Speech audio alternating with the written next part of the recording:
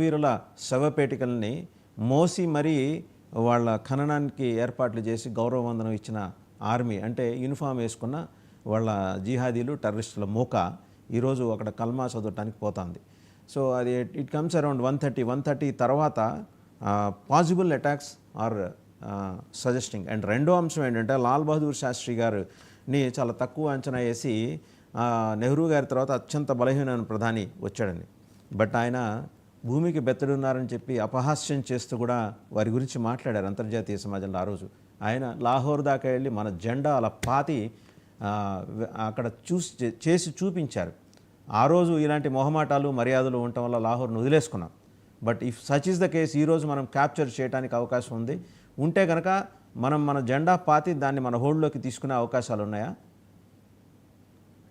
పెద్దలు దేశానికి స్వాతంత్రం తీసుకురావడానికి కోసం కొన్ని సంవత్సరాలు జైల్లో ఉన్నటువంటి లాల్ బహదూర్ శాస్త్రి లాంటి వ్యక్తులకి నమస్కారం చేస్తూ, జై జవాన్ జై కిసాన్ అన్న గొప్ప నారుడుని తీసుకొచ్చే కిసాన్ అంటేనే కృష్ణుడు, జవాన్ అంటేనే జనార్దనుడు అని చెప్పినటువంటి ఆ మహనీయుడికి మరొకసారి సెల్యూట్ చేస్తూ ఎందుకంటే నేను మొట్టమొదటి గవర్నమెంట్లో చేరి ఆయన LBS Lal Bahadur Shastri national academy of administration లో నేను ఎంటర్ అయ్యాను first time in my life.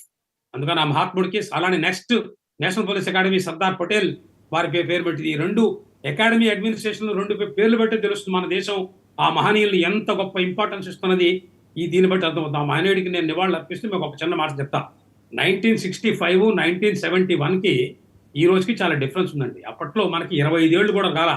మన శ్రీనాథుడు రాసినట్టు నూనూగు మీసాల నూతన యవ్వనము నాడు రాసిది అనేదో ఆయన గొప్ప కవిత్వం చెప్పేవారు ఆయన. అలాగే అప్పటికి మనకి 25 ఏళ్ళు కూడా రాలా.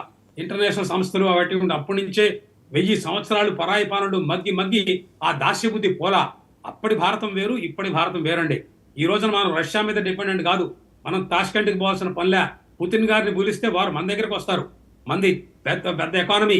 2047లో మీకు మరో ముఖ్యంగా చెప్తున్నా, 2047లో మీరు మళ్ళీ దీన్ని చెప్పండి, నేను చెప్పిన దాన్ని మళ్ళీ పునరావృతం చేసి ఆ రోజు చూపించండి.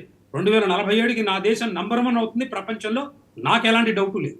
అందుకని ప్రపంచ చరిత్రలో నంబర్ 1గా మారిపోతున్న ఈ దేశం ఈ రోజున చాలా పటిష్టమైన దేశం. ఈ సుదర్శన చక్రం అని మనకు సిస్టమ్ ఉన్నది, S-400. దీని ద్వారా మనం అన్ని నాశనం చేశాం. ఇజ్రాయెల్ లాంటి కంట్రీస్ మనకి స్వతహాగా వాళ్ళు కూడా టెర్రరిస్ట్ విక్టిమ్స్ కాబట్టి వాళ్ళు మనకి హెల్ప్ చేస్తున్నారు. శత్రువు ఎలా మిత్రుడు అవుతాడో, మిత్రుడు కూడా అలాగే మిత్రుడు అవుతాడు మనకి. కాకపోతే మనం గుర్తుపెట్టుకోవాల్సిన విషయం ఏంటంటే, నేను పాకిస్తాన్ టీవీ మీడియాలో కొన్ని చూస్తున్నా. హిలాలి అని ఒక ఆయన ఉన్నాడు, పాపం జుట్టు ఉండదు ఆయనకి. ఆయన ఏదో ఆర్మీలో పనిచేస్తున్నాడంట.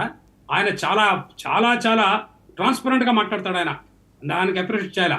ఆయన ఏమన్నాడంటే, మీకు చెప్తాను, అది నా దగ్గర ఇప్పుడు ప్రస్తుతానికి లేదు, నేను కూడా వాటిని ప్రిజర్వ్ చేసుకుంటాను, తర్వాత మీకు నా ఐప్యాడ్లో చూపిస్తాను. అదేంటంటే ఆయన ఏమన్నాడంటే, అయ్యా ఈసారి యుద్ధం కనుక మనం డెఫినెట్గా ఓడిపోవచ్చేమో, చాలా తప్పు చేసినట్టు అనిపిస్తుంది నాకు ఆ పహల్గాము. ఎందుకంటే ఈ యుద్ధంలో కనుక నరేంద్ర మోదీ గారు కనుక విజయం సాధిస్తే లైఫ్ టైం ప్రైమ్ మినిస్టర్ అవుతాడు ఆయన మనం ఏమీ చేసుకోలేమని అన్నాడు ఆయన.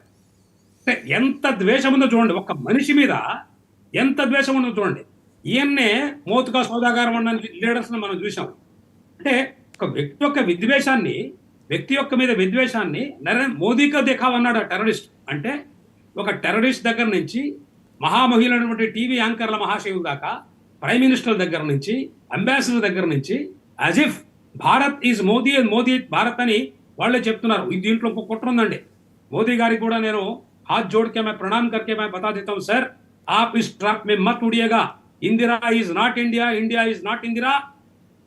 Narendra Modi Saab is a prime servant of the country, which he himself says. So he is our prime minister. He is like our Senadipati. మనకి కమాండర్ ఇన్ చీఫ్ రాష్ట్రపతి గారు ద్రౌపది ముర్ము గారు, వారి నేతృత్వంలో మన సేనలు నడుస్తున్నాయి. ప్రధానమంత్రి గారు దౌత్య సంబంధమైన కార్యక్రమాలు చూస్తారు, మంత్రిత్వం చేస్తున్నారు. కాబట్టి ఈ రోజున దేశం అంతా కూడా యునైట్ అయింది. ఇంకొక చిన్న విషయం చెప్తాను మీకు ముందులోనే. మనం ఫాగ్ ఆర్ట్ ఆఫ్ యాక్చువల్గా ఫాగ్ ఆఫ్ వార్ అనే ఒక కాన్సెప్ట్ ఉంది. జనరల్ బక్షి గారు చెప్తుంటారు. అది మనం యుద్ధం జరిగేటప్పుడు ఎప్పుడు కూడా మనం ఆశావహులుగా ఉండడం ఎంత మంచిదో, అందుకని శత్రువుని కనుక అండర్ ఎస్టిమేట్ చేయడం కూడా అంతే తప్పది. వాళ్ళు ఎంత న్యూసెన్స్ కన్నా క్రియేట్ అవుతాడో, న్యూక్లియర్ బాంబ్ కూడా వేయచ్చు. న్యూక్లియర్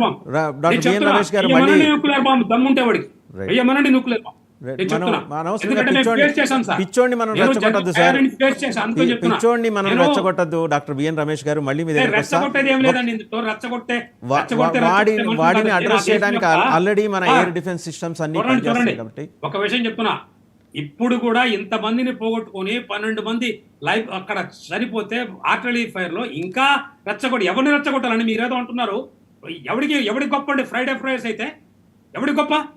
వాళ్ళు ఏదో మనం Friday prayer అప్రమత్తంగా చేసుకుంటారు. ఉండాలి రమేష్ గారు. నేను అనేది ఇప్పుడు మనం లేదండి. అప్రమత్తంగా ఉండాలి. ఆ భారతదేశం రోజులు పోయినాయి. ఈ జెండా పట్టుకొని మేము ఫ్రైడే చేస్తాం, మేము అలా రోజులు పోయినాయి సార్. అందుకే ఇప్పుడు దేశం అంతా నిద్ర మేల్కొని ఉంది.